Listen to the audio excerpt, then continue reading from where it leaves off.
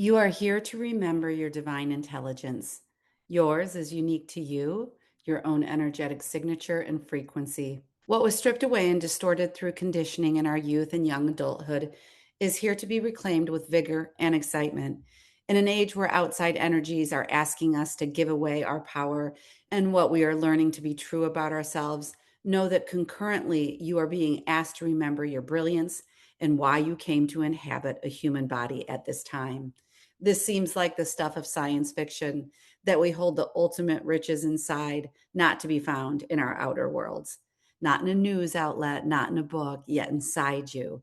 Join me as I embark on this solo episode about where we find ourselves today and imagining a future where you decide how you want to live your precious life. Thanks for being here, and let's get into it.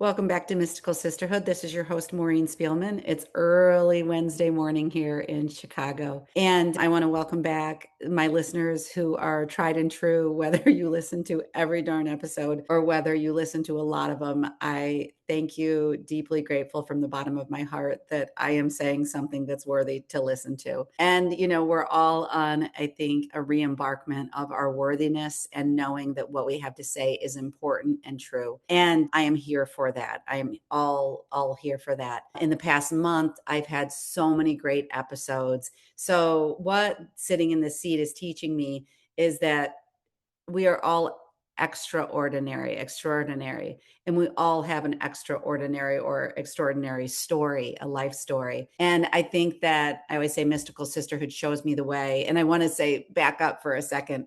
If you're new here, welcome. That's what I meant to say. If you're new here, welcome. And I hope you find some messages that resonate with you. So the life story and listening to people's sort of through lines and their threads and their big events and what are their awakeners and who are their teachers and everything. It's so beautiful and it's so fun to explore. And so in a way, I'm beginning to see, and you would think this is episode 180, but I'm beginning to see how important your story is and that we all have that. I want to just say quickly that the last month that preceding this, my beautiful guests were Reverend Hani Borden last week, and she is founder of Ascension Alchemist, has a podcast. She told of her near-death experiences and afterlife experiences. Phenomenal, beautiful. Was so happy to host her.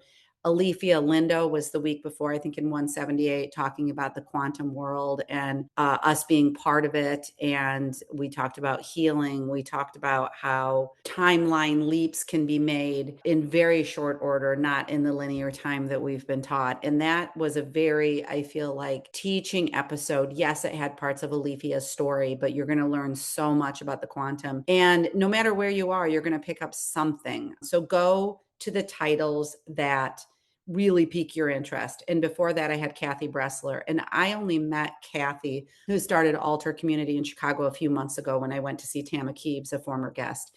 And this web is being woven. This tapestry is being, I don't want to use the word woven again, but it is gaining in its strength. It's gaining in the collective voices.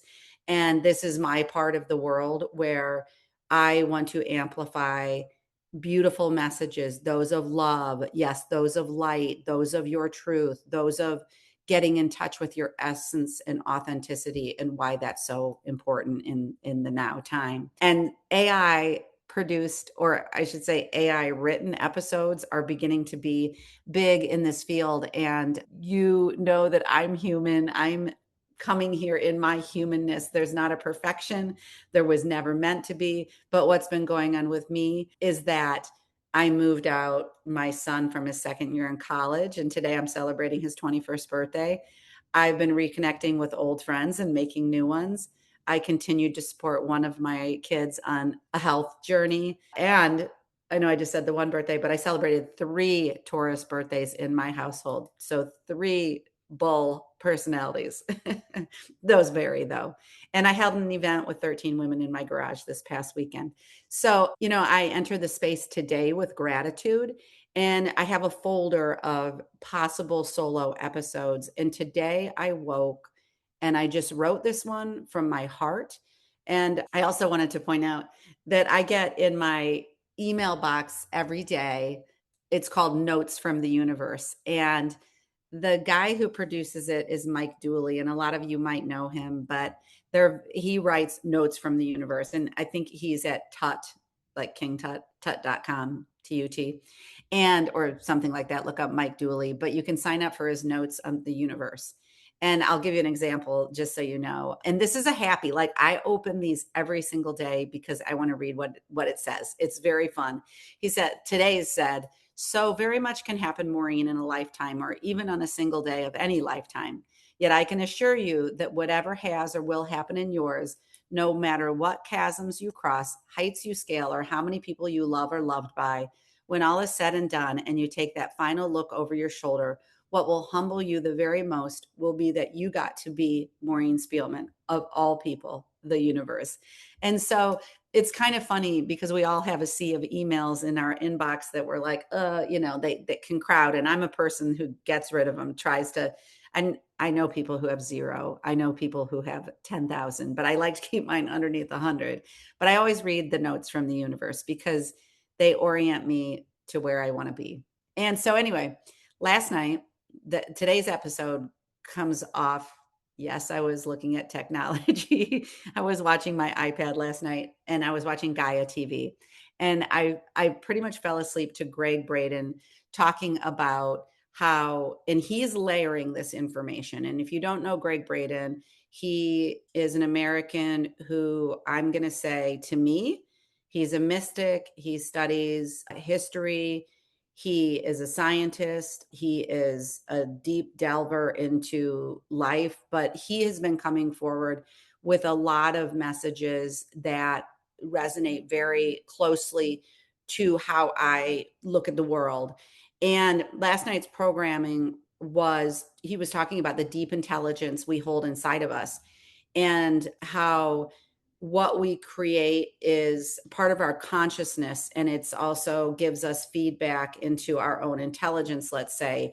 And he was talking about cellular intelligence, and it had very many layers. But what I'm seeing today is that, wow, 2026, who knew that AI would be exploding, that we would be able to have wearables that track our every, not only step, it started with steps, right? But it can track our sleep and it can give us any calculation we want about ourselves and all these outside metrics that tell us who we are. Yet we're at this place where concurrent, side by side, parallel, interwoven, however you want to look at it, to everything that something on the outside can do with us, there is a great mass awakening occurring. And we can't see it. So, we see it some places, but we can't always see it. So, my North Star is believing it, believing that there's something out there that's growing in light and love and has humanity at its highest intention, holding humanity and bringing humanity forth. So I was thinking about how it's human nature to want to know, how am I doing? In a sense, it is. But then as I write that, I wonder, is that inborn or conditioned to want to know how I'm doing? From a young age, we compare children as to when they take their first bite of food, when they first sit or speak their first word or take a step. And those things are so important, of course, but we begin tracking the evolution of a human by what they're doing from a very early age, right? And of course, those are developmental milestones. So they make sense early, but then we go into school systems. I was thinking about like even preschool, when we start saying they're either satisfactory or they're unsatisfactory. And we use these words to kind of size a little person up. And then we go on to all the years we spend in school with a grading scale that has five, I think it's A, B, C, D, F, right? I don't know where the E went, but that F stands for failure, right? And A plus means go for it, you're great. And so just all these messages of, I'm going to tell you how you're doing. And we didn't really grow up having a sense that how we were doing was okay. It was always being rated. So it was, as I was writing this episode, those ideas came for me. And I think it's no wonder that we get older and we have this sense of, am I enough? Could I possibly be enough? But I know enough of us are doing this, I'm going to call it awakening work, that we're like, wait a minute, that we're really questioning it. And that the questioning it is what I'm calling forth, I guess.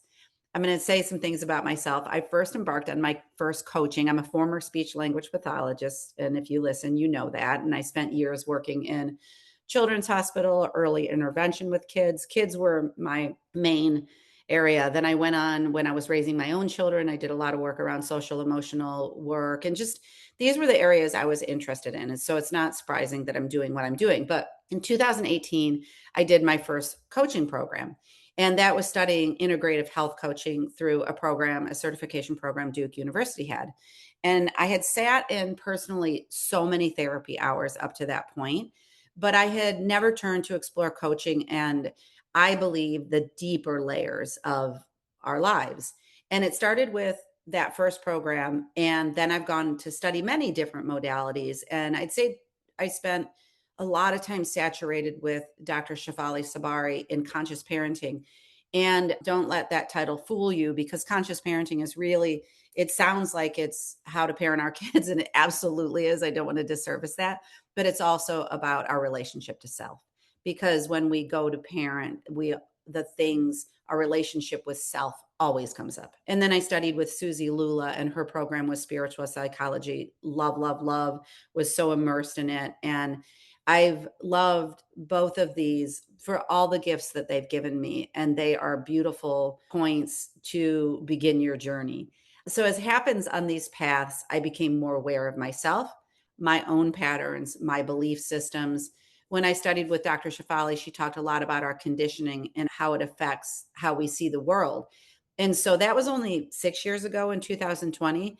And I felt like it was someone took the glasses off my face and said, let me clean those for you. Because I had never known, I had in a way, but I had never known that the glasses, the metaphorical glasses I was wearing, were so clouded over by my conditioning. And I was in awe and wonder at how that conditioning had shaped how I lived my life, perceived the world, and I took them off and cleaned them again and again, not always getting it right, but trying. I learned about the beautiful world of our emotions and how they're messengers with messages for us. And it was like magic had entered my world to understand that we were so intelligent that, alas, after all this time believing the contrary, that I perhaps was intelligent, I began decoding and thanking and integrating and understanding emotions into my daily life, and then was able to understand those of my family members, recognizing the patterns, recognizing those that were of my family of origin with my husband and our three children, and also where I came from and ancestral things that were coming through. And I began to believe, and we all have different beliefs here, that I was held by a loving universe.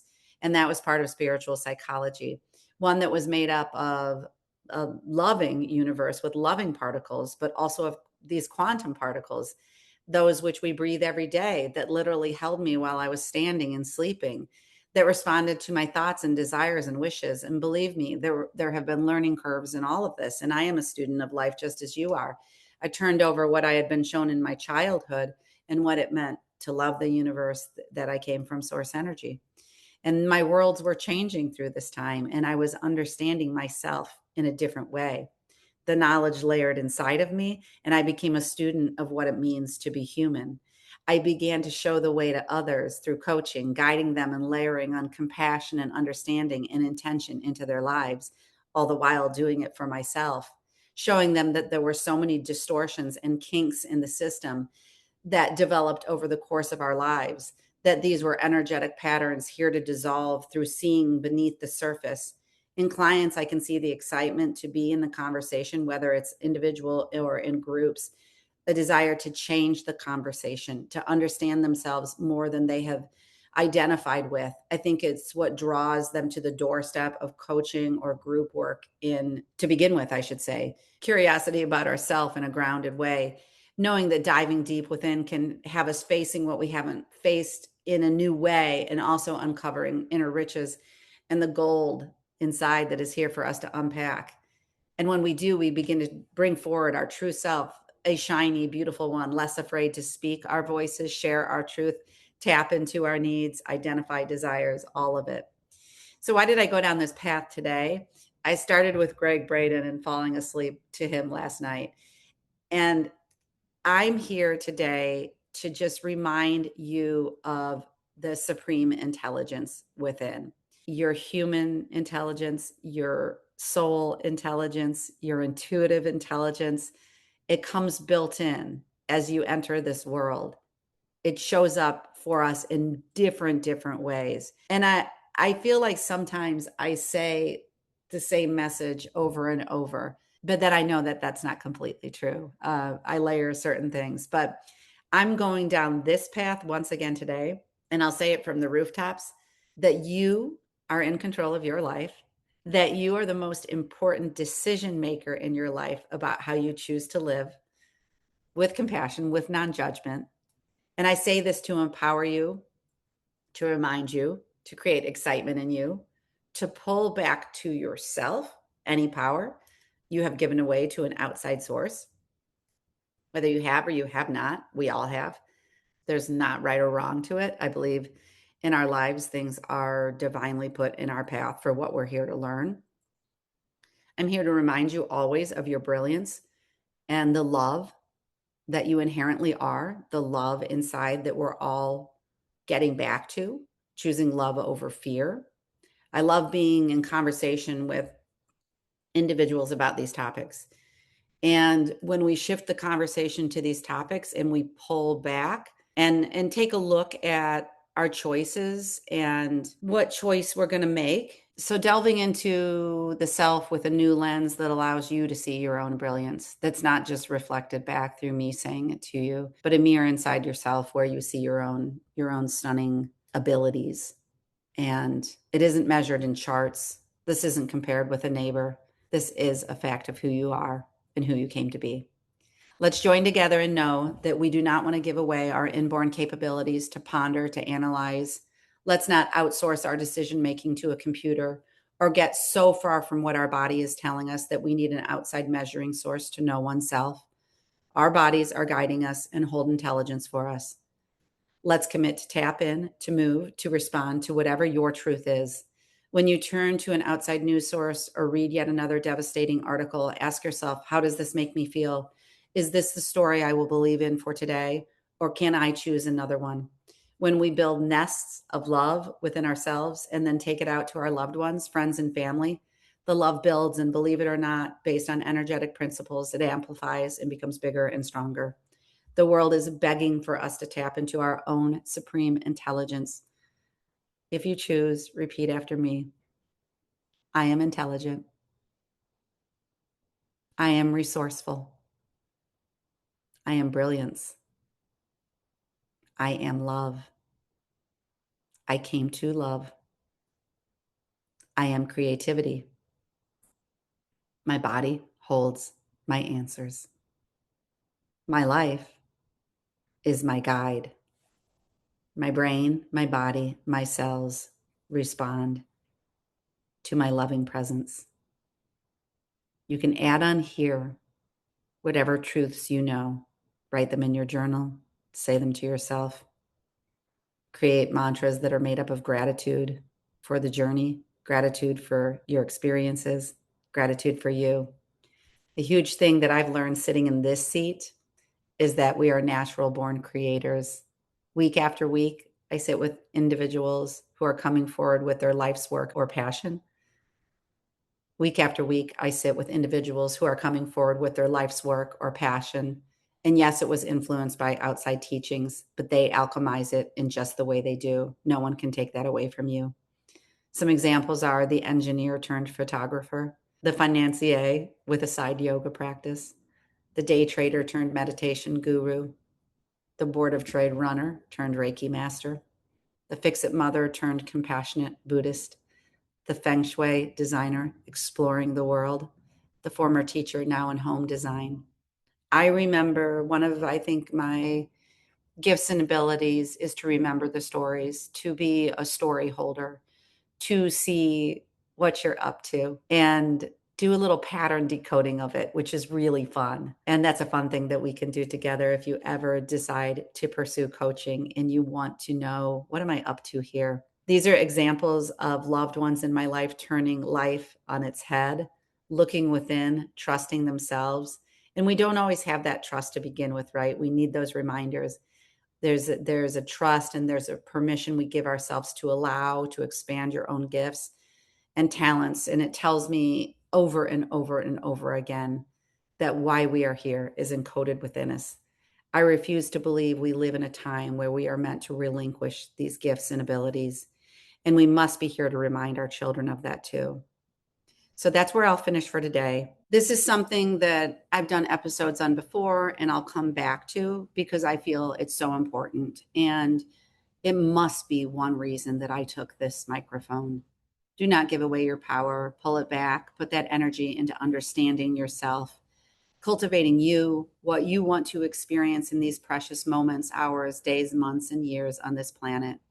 We need you in your full essence. We need you in your total authenticity. We need your voice. We need your fire. We need your passion. We need your vigor. Because this collective light is growing. There is no doubt. Believe nothing else. And I'm here on the ride with you. We need each other as clear-headed as we possibly can be, pulling in resources that help us live our fullest lives. So when we come to the end of it, we can know that we not played full out, but we lived full out. With love and gratitude for you assisting me in growing energetically Mystical Sisterhood. No matter what the downloads say, it's an energetic growth. This week, I ask you to please share this episode with anyone you want to grow this message with. Bring your brilliance into your conversations. Know that it's divinely you. You know the answers, you know the way. And if you don't just yet, reach out for a session to discover just what those gifts might be. I'll see you in the next episode. Thanks for being here. Thanks for listening to this episode of Mystical Sisterhood. To learn more about my one-on-one coaching programs or join the Mystical Sisterhood membership, visit MaureenSpielman.com or MysticalSisterhood.com. Thanks so much. I'll see you in the next episode.